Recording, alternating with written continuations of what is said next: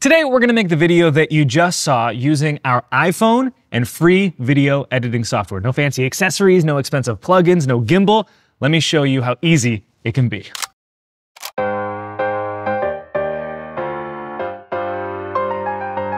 Welcome to SALT 2024 in Dallas, Texas. This is where we're filming today. SALT is a creative conference for churches that I first got involved with 7 years ago in 2017, and they were kind enough to let Alex and I take some shots while we're here. I've got a workshop coming up in just a couple of hours though, so we need to work quickly. And specifically, there are 3 types of shots that I used to make up that compilation: the Hyperlapse, the Parallax, and the slider. I'm gonna show you how to shoot each of those individually, and then we'll get into post-production and seamlessly tie everything together. Importantly, we won't be covering iPhone camera settings in this video. For that, I've got an entire iPhone filmmaking masterclass free on YouTube, linked in the description. That's foundational knowledge, so give that a watch if you haven't already, and then come back to this one.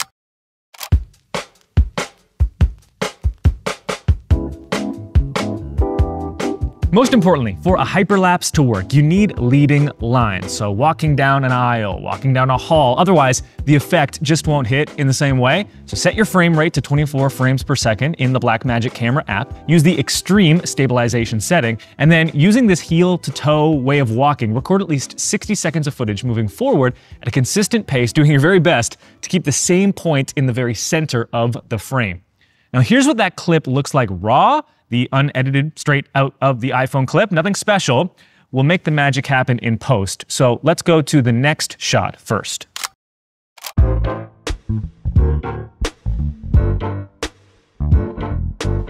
For the parallax, start by identifying the subject of the shot that you want to focus on. Set your frame rate in the Blackmagic camera app to 60 frames per second this time. And then when it comes to movement, this is important. Let's imagine this X is the subject that you want to capture. The movements that you make around this subject need to look like this, smooth and sweeping. Moreover, every parallax shot you do for a single video should be filmed in the same way to make piecing those shots together in post seamless. So start on a 45-degree angle, and then keeping your camera in the center of the frame the whole time, film in this sweeping semicircle path until you get to the opposite side on the 45-degree angle again. We call this shot the parallax because while your body moves in one direction, your camera must move in the opposite direction to keep the subject in the center of the frame. Those two movements going in opposite directions create that parallax type effect.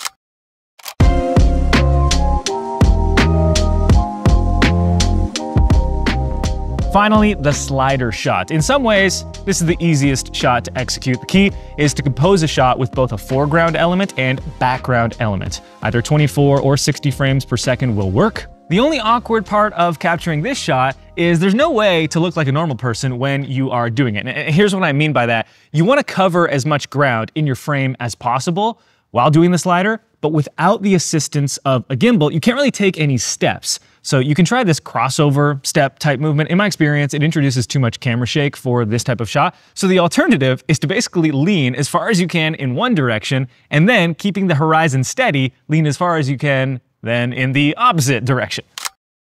Okay, got the shots that we needed. Speaking engagement at SALT finished. It was so great meeting everyone and saying hi. We've got a plane to catch here. We're headed to Salt Lake City where I have another speaking engagement tomorrow. That's when we're gonna finish this edit to take these shots that right now, frankly, look pretty bad and turn them into something cohesive.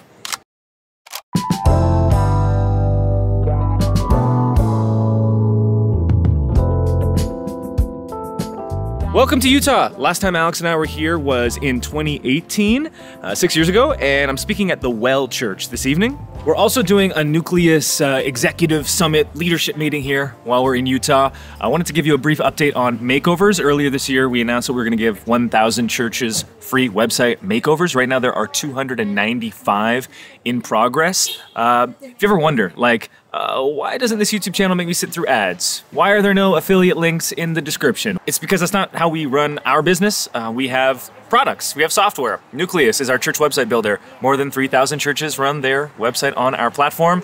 If you want your church to get a free website makeover, we're committed to working with every single church that wants one. You can just head to nucleus.church, click the free makeovers button, and you can join the waiting list there. All right, let's get into this edit now, shall we? And we'll start with the hyperlapse. Here's the clip that I'm working with, unedited. First, I'll trim the beginning and end to remove any part where I'm recording but not actually walking. Then in the color tab, I'll add my color grade. You can watch the Church iPhone filmmaking masterclass if you want to learn about color correcting and color grading iPhone footage. The only addition I'll make in this video is to draw your attention to this first node here in our series of 3. This is a simple tip I've begun implementing. If I go to the curves tab, then saturation versus luminance, you can see this downward line. I can reset this curve to show you how I made it. I just drag this dot all the way to the bottom. Here's the before and after. You can see how much greater the color density is after I make this adjustment. Color density is a hallmark of higher quality images, specifically filmic images. So I like to make this change on most of my iPhone footage. Now, back to the Edit tab, I'm going to retime my footage after I unlink my audio from my video and delete it. Under speed change, I'll adjust this to between 4,000 and 6,000% in my experience for 60 seconds of real-time footage in 24 frames per second. That's the sweet spot. Next comes actually exporting this clip. So I'll mark my in and out points to tell Resolve to only render this clip. I'll do that by pressing the letter I at the first frame and the letter O at the last frame. You can go to my render tab now, and I'm going to choose the ProRes 422HQ preset that Resolve offers. I want to export this clip, but I don't want to bake in any compression. So I'll click Add to Render Queue, then render that out. Once that's complete, we'll bring that clip right back into Resolve. And the main reason that we do this is that in my experimentation, I found that the motion blur that we're about to add worked tremendously better on an already retimed and exported clip rather than a retimed clip that was still on the timeline or a retimed clip that was turned into a compound clip. I'm not sure if that's a setting I had wrong or what, but this approach predictably worked each time. And by adding our color first, we're adding that to real-time footage and not footage that's sped up with any motion blur added, potentially creating nasty artifacts that we don't want. Okay, with our newly rendered clip, first, we're going to stabilize it. To remove my in and out points, I'll click Option plus X, and then in the Stabilization tab, you want the following settings. Similarity instead of perspective. Put Smooth at 0.5 and drag cropping ratio all the way down. Click Stabilize, let that run. Here's the before and after stabilizing. Finally, we need to add our motion blur. So back in the color tab, I'll click on the motion effects panel, and in the motion blur section, I'll select better instead of faster, large, and then drag my motion blur slider all the way to the max. Now you can always dial it down if you think it's doing too much. And there you have it, done, except for one important caveat. The motion blur setting, I believe, is reserved for DaVinci Resolve Studio. The cost for that program is $295 USD for life with no monthly subscription. I think it's one of the best deals in software. If you're unable though or unwilling to pay that, let me show you a workaround. I'll go to the Fusion tab, I'll click Shift plus Spacebar, type in optical flow and add that, then click Shift plus Spacebar again, and this time add vector motion blur, render that out, and here's what that looks like. Here's the clip using the motion blur panel in the paid tool, Resolve Studio. Here's the clip using the free tools only in the Fusion panel of the free version of Resolve. The difference is, negligible. The only thing I'll add is that the Fusion tab will dramatically slow down your computer. Just to see the results of this clip, I had to export it fully. It took a while, but you can still achieve the same results for free. If you want to speed things up, paying less than $300 for a lifetime license to the best video editor out there, pretty good. Okay, the next style of clip I want to show you how to make is the speed ramp effect. Here's the unedited clip. Nothing special. I'm going to start by trimming it again, and I'm looking for roughly 10 seconds of footage in total. Once I have that, in the color tab, I'll add my color grade again. And now I'm going to right-click on the clip on my timeline back in the Edit tab, then select Retime Controls. I'll then place my timeline at the frame I want the clip to begin slowing down. Put my marker there, right about a third of the way into the clip. Looks good. Now I'll click the drop-down arrow next to the 100% number and choose Add Speed Point. I'll move forward a second or two, do the exact same thing again. And now, the part of the clip between my two speed points, that's going to become the slow part of the clip. The parts on the left and right will become the speed ramps. Now, to slow down my 60 frames per second footage, I'm going to drag this marker out to the right until I see the 100% become 40%. If this footage was shot at 120 frames per second on the new iPhone 16, let's say, I could drag it all the way out to 20%. Because this timeline is 24 frames per second, 120 divided by 24 is 5, 1/5 is 25%. Next thing we'll want to do is right-click our clip again and select Retime Curve. And you see I have 2 points. This is where my clip goes from full speed to slow motion, but as you can see, it's not happening gradually. It happens all at once. We want that speed change to ramp instead, so I'll click on each of these dots and then change their adjustment from this straight line to this semicircle.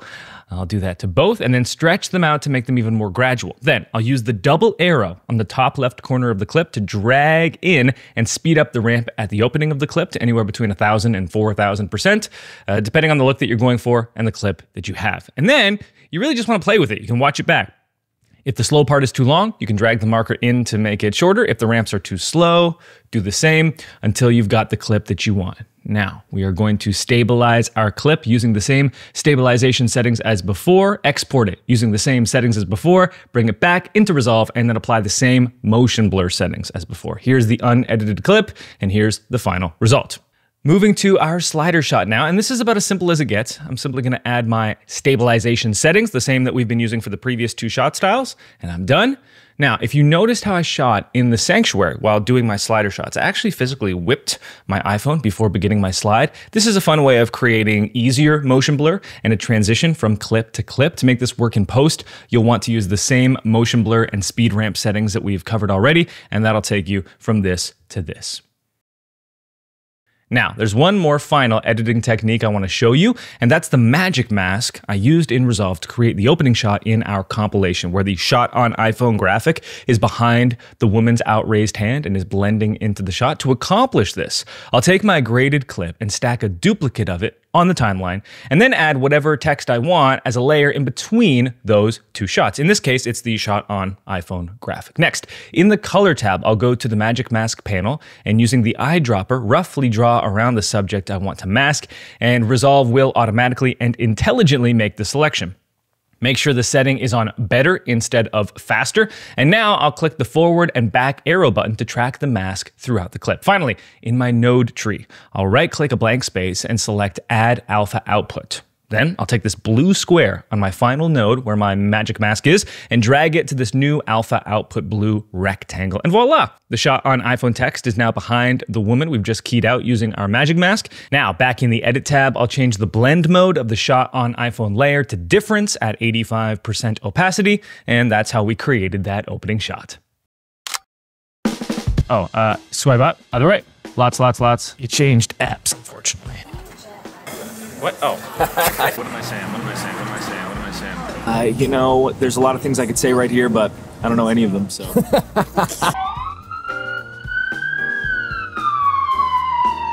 Hey, look, there's a juice shot. I don't want juice! No, you do. I've never had juice. We good?